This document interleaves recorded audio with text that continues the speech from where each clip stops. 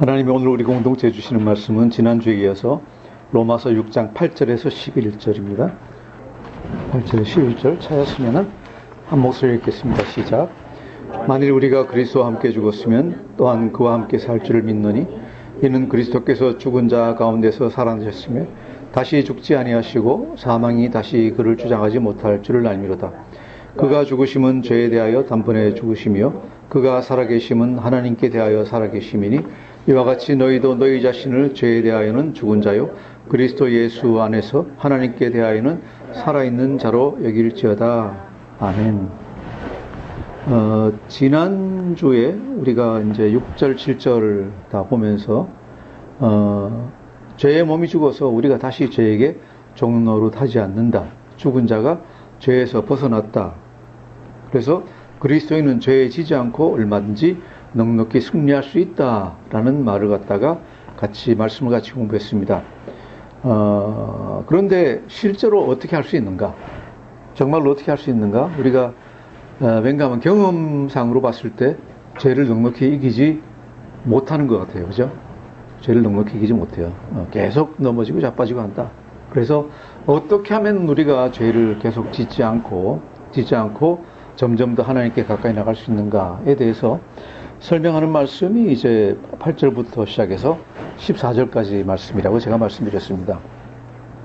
오늘은 그 중에서 11절까지만 보고 다음 주에 12절에서 14절까지 다시 보겠습니다. 첫 번째 말씀은 8절에 나오는 것이 만일 우리가 그리스도와 함께 죽었으면 또한 그와 함께 살 줄을 믿는다 라고 얘기를 했습니다. 이것은 그 앞에서 얘기한 6장 5절에서 얘기한 만일 우리가 그의 죽으심과 같은 모양으로 연합한 자가 되었으면 또한 그의 부활과 같은 모양으로 연합한 자도 되리라 라는 말씀입니다. 이거하고 똑같은 말씀인데 다시 이제 부연한 것은 이것을 강조한 거죠. 만일 우리가 그리스도와 함께 죽었으면 또한 그와 함께 살 줄을 믿노니 라고 했는데 이게 보면은 이제 그 좀 미래형 비슷하게 보여요. 미래형 비슷하게 보여가지고 지금은 아직까지 살지 않았고 앞으로 살 것이다 라고 생각하고 이게 이제 뭡니까? 우리 이 종말에 가서 우리 몸이 부활하는 것 그런 걸로 생각하기가 쉬운데 전혀 그게 아니다. 전혀 그게 아니다는 얘기죠.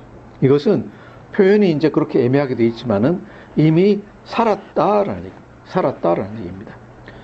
이것을 우리가 어디에서 확실하게 더 알 수 있는가 하면은 11절의 표현을 보면은 알 수 있습니다. 11절을 한번 같이 읽겠습니다. 시작.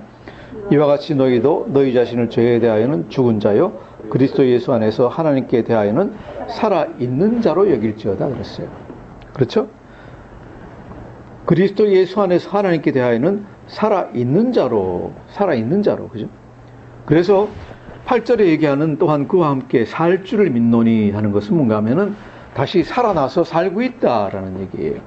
현재 진행형으로 우리가 이걸 갖다 봐야 된다는 얘기죠.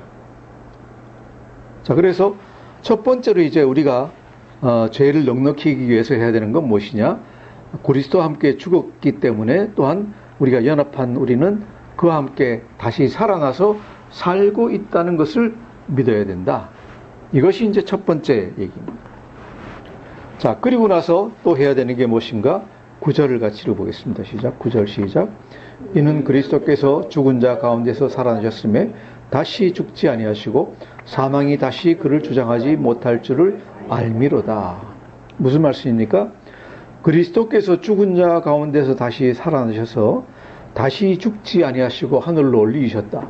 그래서 사망이 다시는 그를 주장하지 못한다라는 것은 이 당시의 제자들이 예수 믿는 사람들이 다 알고 있는 팩트이다. 이 당시의 모든 제자들은 그리스도의 부활을 갖다가 다 눈으로 본 바이고 그저 한 다리 두 다리 건너가지고 다 얘기 들은 사람들이기 때문에 그리스도께서 죽은 자 가운데서 살아나셨다는 것을 갖다가 다 알고 한번 죽었다가 살아나시고 하늘로 올리셨기 때문에 다시는 이 세상에서 죽지 않는다는 것 갖다가 사람들이 다 알고 있습니다. 그래서 이 사실을 빗대어서 이 사실을 가지고 이제 하는 얘기가 뭡니까? 우리는 그리스도와 연합했기 때문에 세례 때 그리스도와 함께 연합했기 때문에 그리스도께서 살아나셨으면 그리스도에 붙어있는 우리도 다시 살아났다 하는 걸 갖다가 우리가 믿어도 된다 하는 얘기죠. 그렇죠?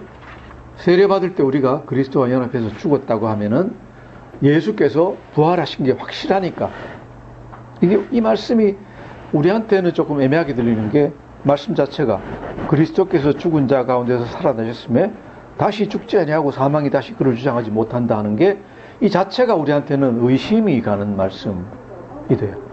정말 부활하셨나? 정말 다시 살아나셨나? 정말 다시 죽지 않으신가? 정말로 사망을 이기셨나? 라는 데 대해서 현대의 사람들은 의심을 가질 수가 있다는 얘기입니다. 그런데 그 당시의 사람들은 여기 대해서 전혀 의심을 가지지 않는다.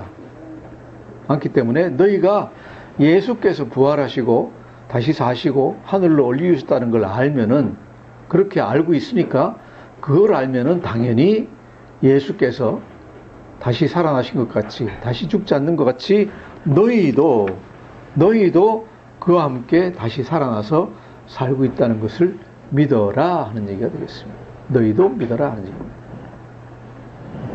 자, 그리고 그 다음 예수께서 다시 사심이라는 게 어떤 의미를 가지고 있는가에 대해서 다시 얘기를 합니다. 10절 같이 읽겠습니다. 시작. 그가 죽으심은 죄에 대하여 단번에 죽으심이요 그가 살아계심은 하나님께 대하여 살아계심이니. 아멘.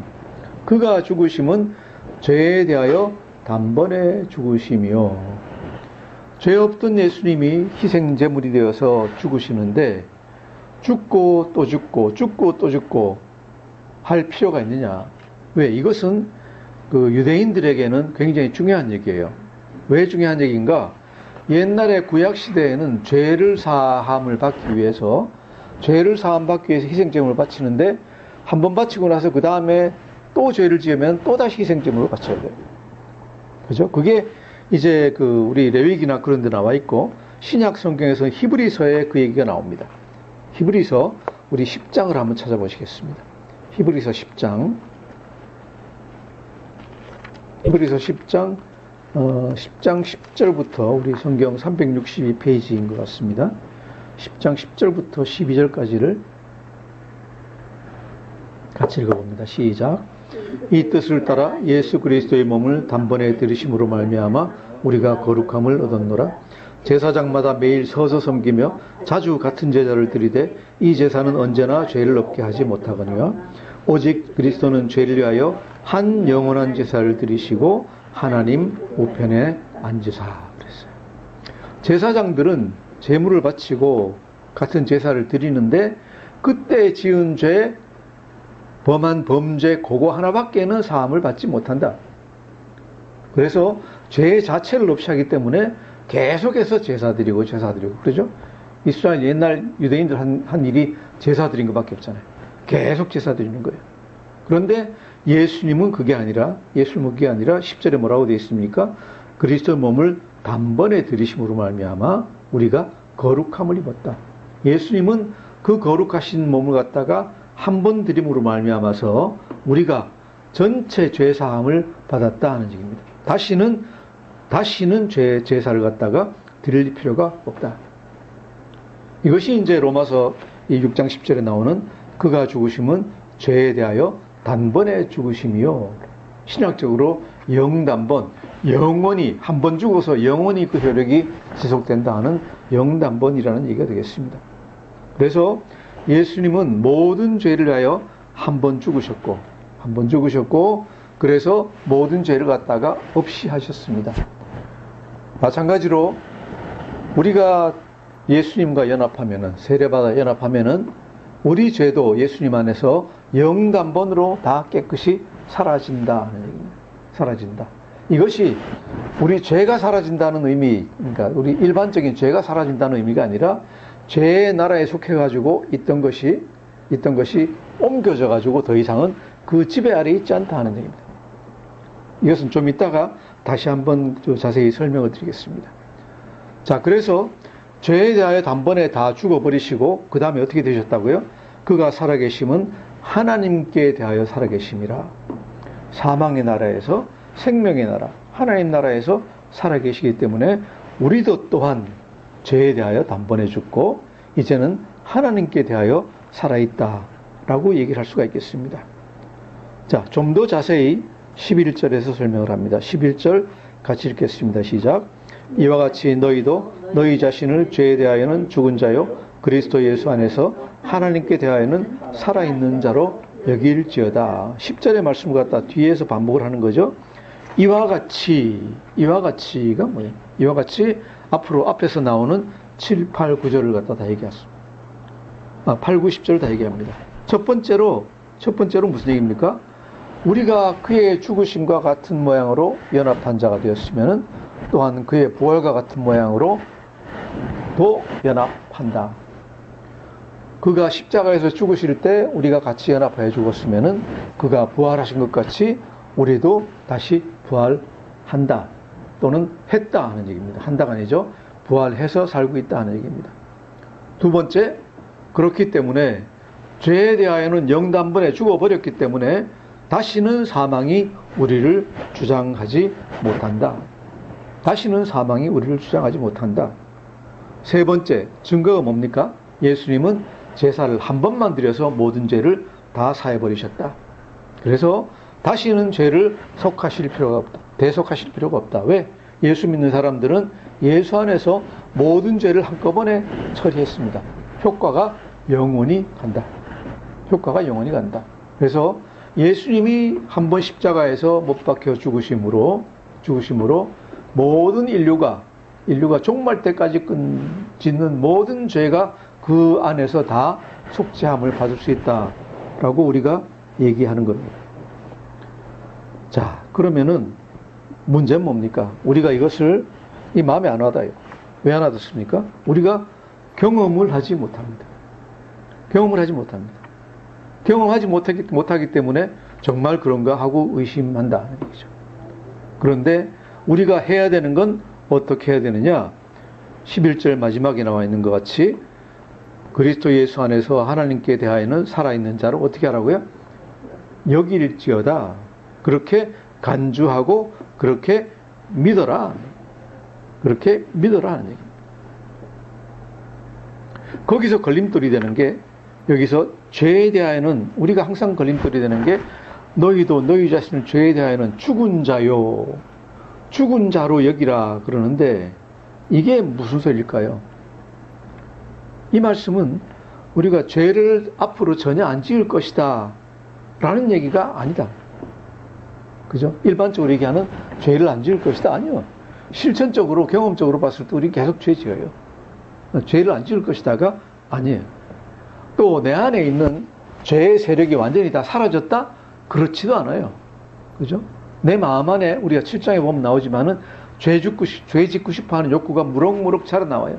그게 영에서 나오는지 혼에서 나오는지 육신에 나오는지 일반적으로 나올 수가 없지만은 신학적으로 우리가 보면 그게 우리 육신에서 나온다고 이제 얘기를 하죠.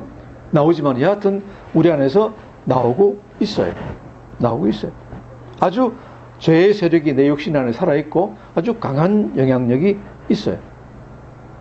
그러면은 죄에 대하여 죽었다는 무슨 얘기냐? 이것은 우리가 일반적으로 얘기하는 죄를 짓고 있고 내 안에 죄의 세력이 살아있지만은 그럼에도 불구하고 죄가 우리 안에서 왕노릇하지 못하고 우리 자신을 지배하지 못한다.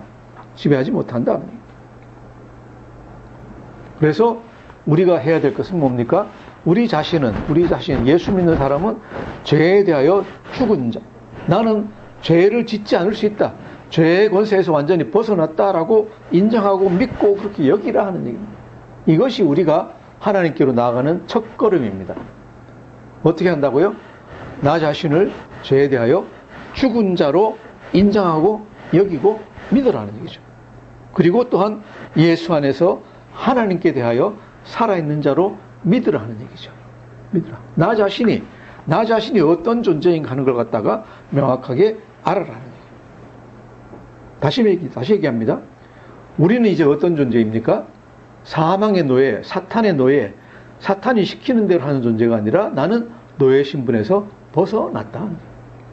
예수 믿는 사람은 사탄의 권세에서 벗어났다. 사탄이 나를 어떻게 할 수 없다. 그리고 이제 어디 있습니까? 사랑하는 예수 그리스도 하나님의 아들의 나라로 옮겨졌다. 옮겨졌다. 아무것도 나를 예수님의 사랑에서 끊어낼 수 없다. 우리가 가끔 가지는 이제 그 걱정이 이런 겁니다. 우리가 그 한국 교회에서도 아주 유명하신 목사님이 치매 걸려가지고 예수님 저주하고 안 믿는다 그러고 그러는 얘기를 갖다가 가끔 들으시죠. 가끔 들으십니다. 그래서 그때 우리가 걱정을 합니다. 저분이 정말로 예수 믿었던 분인가 아닌가에 대해서 걱정을 하는데 거기에 대해서 걱정할 필요 없어요. 나도 나중에 혹시 치매 걸려가지고 그죠? 성경 본 거 다 잊어버리고 예수 믿던 거 다 잊어버리고 쓸데없는 이상한 소리 하는 거 아닌가라고 걱정을 할 수 있는데 거기에 대해서 걱정하지 말아요. 왜? 내가 지금 예수 믿어서 있는 것이 확실하다면은 내 영은 하나님께서 절대로 떨어지지 않는다. 하나님이 나를 버리시지 않는다. 그럼 뭐냐? 치매에 걸려서 쓸데없는 소리 하는 거는 내 육신 안에 깃들어 있는 옛날 사탄의 죄성이 시켜서 하는 거기 때문에 왜? 치매라는 건 뭐예요? 내 육신이 완전히 쇠해져 버린 거예요. 내 뇌의 중요한 기능들이 사라져 버린 거예요. 사라져 버리고 엉뚱한 남아있는 기억이 내 몸에 남아있는 기억이 엉뚱한 소리를 갖다 하는 거예요. 그래서 그 치매 반쪽짜리 육신이 하는 소리가 쓸데없는 소리가 내 영과 하나님과의 관계를 갖다가 어떻게 할 수 없다. 어떻게 할 수 없다. 전혀 걱정할 필요가 없다. 걱정할 필요가 없다. 한번 예수 믿고 나면은 내가 확실히 예수님 믿은 것이 확실하다고 하면은 우리가 이것을 확실하게 얘기할 수 있다. 무슨 얘기입니까? 로마서 8장 우리가 계속 같이 보지만은 8장 38절 39절 한번 같이 보시겠습니다. 우리가 확신할 수 있는 것은 무엇인가? 로마서 8장 38절 39절 같이 읽겠습니다. 시작. 내가 확신하노니 사망이나 생명이나 천사들이나 권세자들이나 현재일이나 장래일이나 능력이나 높음이나 깊음이나 다른 어떤 피조물이라도 우리를 우리 주 그리스도 예수 안에 있는 하나님의 사랑에서 끊을 수 없으리라. 아멘. 아멘.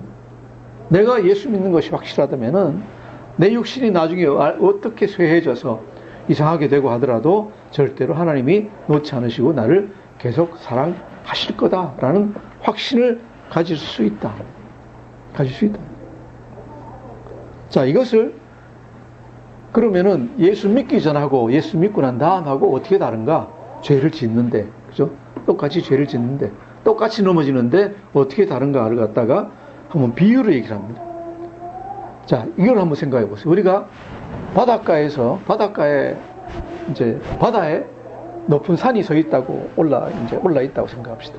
생각하는데 바닷가에서부터 시작해서 물에서부터 시작해서 절벽이 솟아 있고 절벽으로 올라가고 나면 그 다음에는 평탄하게 해서 산으로 올라갑니다.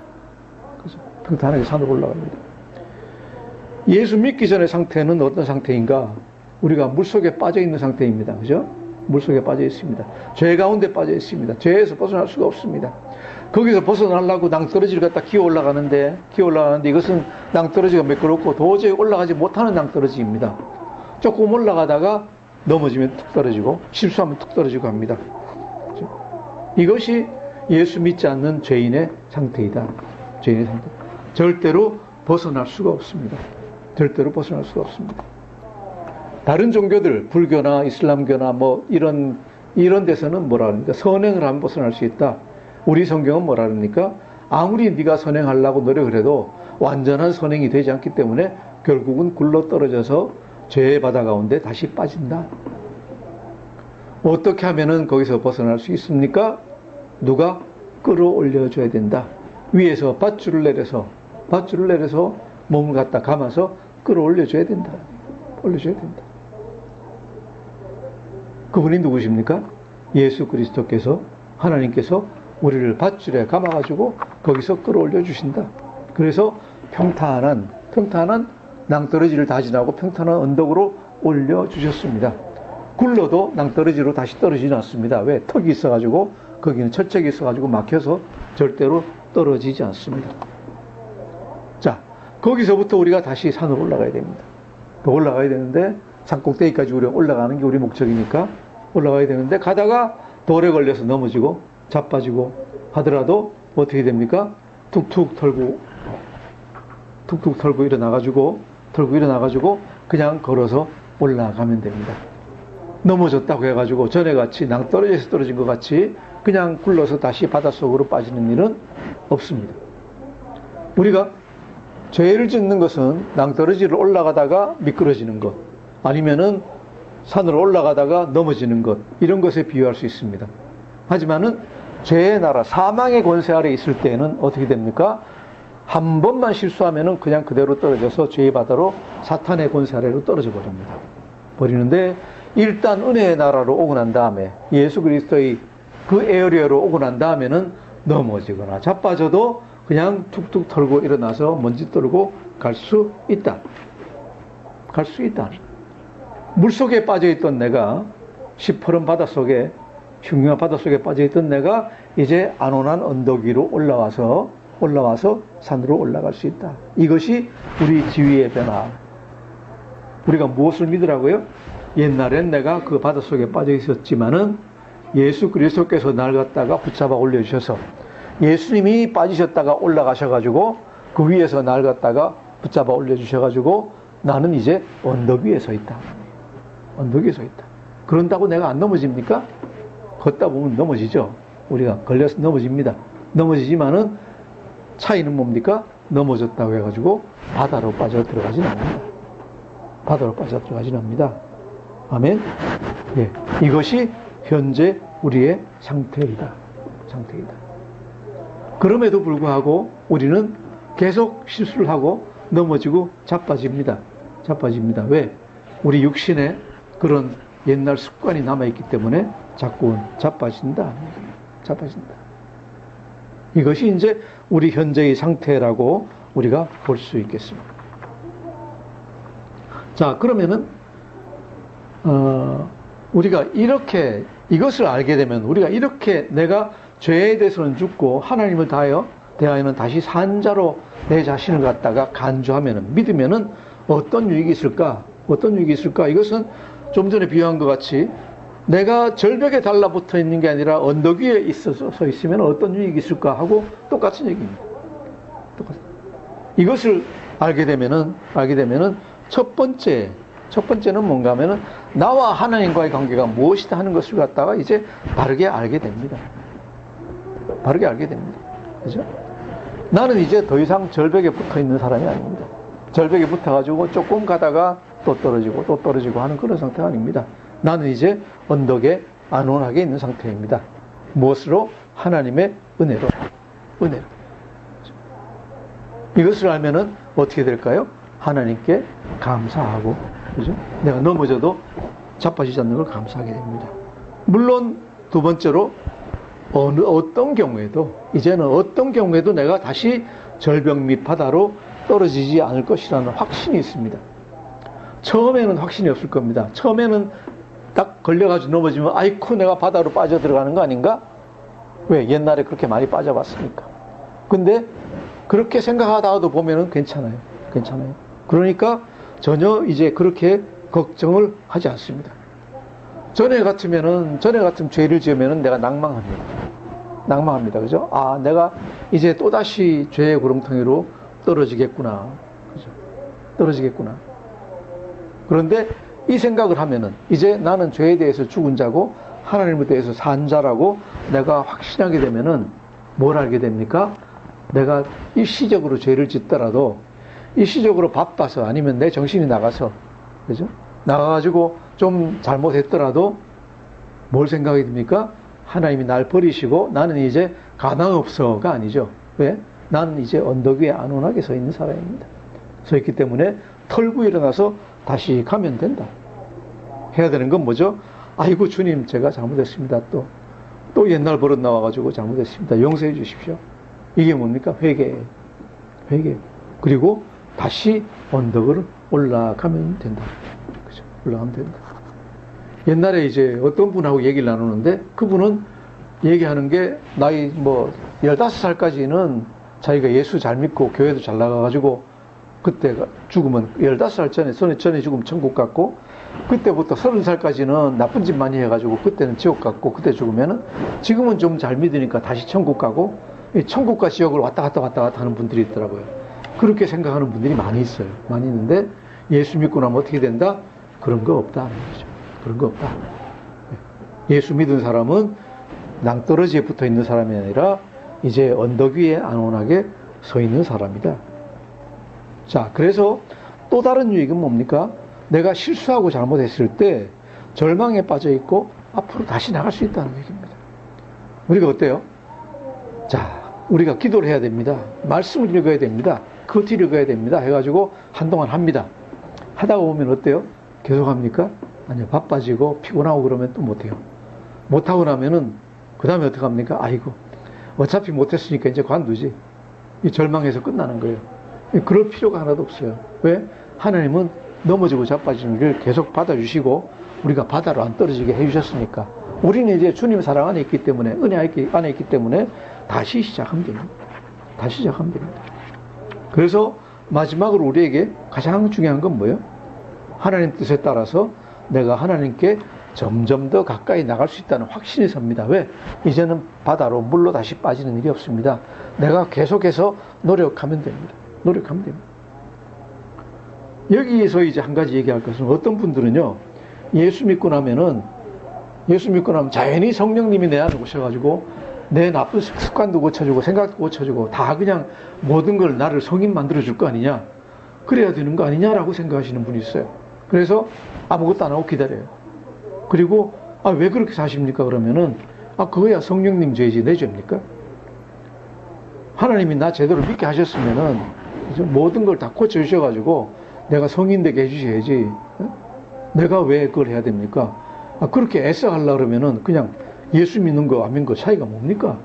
이런 식으로 얘기하시는 분들이 있는데 절대로 그게 아니에요. 절대로 그게 아니에요. 그게 아니고 예수를 믿는 건 믿는 건데 예수 믿어서 유익은 뭡니까? 낭떠러지 밑에 바다에 빠져 있다가 아무리 올라와도 안 되던 사람이 언덕 위로 놓여 있다는 얘기입니다. 그런데 하나님의 명령은 뭐예요? 산꼭대기로 올라가라.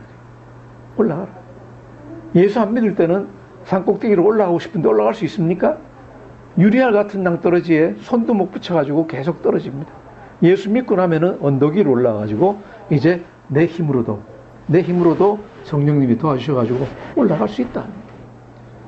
이 말씀이 어디에 나와 있는가 하면은 우리 이렇게 해야 된다는 게 빌립보서라는 성경이 나옵니다. 빌립보서 2장을 한번 같이 써보시겠습니다. 빌립보서 2장 12절에서 13절 같이 읽겠습니다. 시작. 그러므로 나의 사랑하는 자들아, 너희가 나 있을 때뿐 아니라 더욱 지금 나 없을 때에도 항상 복종하여 두렵고 떨림으로 너희 구원을 이루라. 너희 안에서 행하시는 이는 하나님이시니 자기의 기쁘신 뜻을 위하여 너희에게 소원을 두고 행하게 하시나니. 아멘. 12절은 무슨 얘기예요? 너희가 힘써서 산꼭대기까지 올라가라. 앞에 여기 나오는 나라는 건 사도 바울인데, 나 없을 때도 내가 너희들하고 같이 있지 않고 멀리 떠나 있어도 너희들은 뭘 해야 되느냐? 항상 복종하여, 무엇에? 하나님 뜻에 복종하여 두렵고 떨리는 마음으로 너희 구원을 이루라. 너희 구원을 이루라. 그래서 죄에서, 사망에서 건져주시는 거는 누가 하십니까? 예수님이 하시지만은, 하나님이 해주시지만은, 거기서부터 시작해서 우리가 또한 완전으로 나가는 것은 누가 해야 됩니까? 우리가 해야 됩니다. 너희 구원을 이루라 하는 얘기입니다.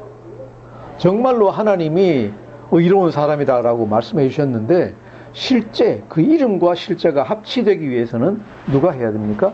우리가 해야 된다. 우리가 해야 된다. 힘써 행해야 된다. 그냥 힘쓰는 게 아니라 뭐라고요? 복종하여 두렵고 떨림으로, 게으르지 말게, 게으르지 않고 항상 경계하는 마음으로 열심히 돌에 구르지 않게, 언덕에 미끄러지지 않게, 자빠지지 않게 점차적으로 너희가 올라가야 된다. 자, 그런데 그럼 우리 혼자서 그 일을 다 합니까? 아니에요. 그게 아니고 다른 도와주시는 분이 있어요. 그것이 13절 말씀이에요. 너희 안에서 행하시는 이는 하나님이시니. 우리 안에서 하나님이 행하시고 있습니다. 그분이 누굽니까? 성령님이 우리를 도와주십니다. 그래서 자기의 기쁘신 뜻을 위하여, 무슨입니까? 우리가 완전한 구원에 이르기 위해서 너희에게 우리가 소원을 가지고 행하게 하신다. 우리가 어떤 뭡니까? 욕구라기보다 우리가 의지를 갖다 가질 수 있도록 성령님이 도와주신다. 그렇게 할 수 있도록 성령님이 도와주신다. 전에는 우리가 그것을 하지 못했습니다. 산 꼭대기를 못 올라갑니다. 못 올라가는데 하나님이 인도해 주시고 성령님이 붙들어 주시고 마음을 붙잡아 주시니까 항상 기도하면서 힘써 우리가 나가면은 얼마든지 우리가 승리할 수 있다. 산 꼭대기까지 올라갈 수 있다라고 얘기합니다. 어떻게 하면 우리가 죄에 지지 않고 승리할 수 있습니까? 이것이 우리 오늘 시작하는 질문이었습니다. 답은 이것입니다. 11절 다시 한번 같이 읽겠습니다. 11절 시작. 이와 같이 너희도 너희 자신을 죄에 대하여는 죽은 자요 그리스도 예수 안에서 하나님께 대하여는 살아있는 자로 여길지어다. 아멘. 옛날같이 내가 죄를 짓고 실수하고 다 하더라도 알아야 되는 건 뭡니까? 나는 이제 낭떠러지에 있어가지고 바다에 계속 빠져들어가는 존재가 아니다. 이것이 뭐예요? 죄에 대하여는 죽은 자예요. 더 이상 바다에 빠져있는 존재가 아닙니다. 어떤 존재입니까? 하나님께 대하여 살아있는 존재입니다. 예수님이 나를 안온한 언덕 위로 끌어올리셔가지고 넘어지고 자빠져도 물속으로 다시 빠지지 않는 사람입니다. 이것을 인정하고 이것을 생각하고 이렇게 알고 행동을 하라는 얘기입니다. 절대로 지지 않습니다. 조그만 잘못을 범하더라도 다시 사망의 바다로 빠져 들어가지 않는다는 것을 믿고 그렇게 믿고 나가시라는 얘기입니다. 이런 확신을 가지고 나가실 때 매 순간순간 우리가 승리할 수 있습니다. 우리가 이 말씀 믿고 항상 승리하는 우리 모두가 되기를 주님의 이름으로 축원합니다. 기도하겠습니다. 하나님 아버지 감사합니다. 그렇습니다. 우리는 항상 지금까지 의심하면서 살아왔습니다. 내가 정말로 죄에 대해서 이길 수 있을까? 어떻게 하면 죄에서 벗어날까에 대해서 예수님이 이미 다 해주신 일을 놓고 앉아서 우리가 걱정하고 근심했습니다. 오늘 말씀 따라서 이제 우리가 낭떠러지가 있는 바다에 빠져있는 존재가 아니라 안온한 언덕 위에 푸른 초장 위에 예수님 나라에 누워있는 그런 사람들이라는 것 알게 하시고 거기 머물지 말고 하나님 명령대로 저 언덕 위로 우리가 올라갈 수 있도록 나아갈 수 있도록 우리를 인도해 주시고 지켜 주시옵소서. 감사하며 예수님 이름으로 기도드립니다. 아멘.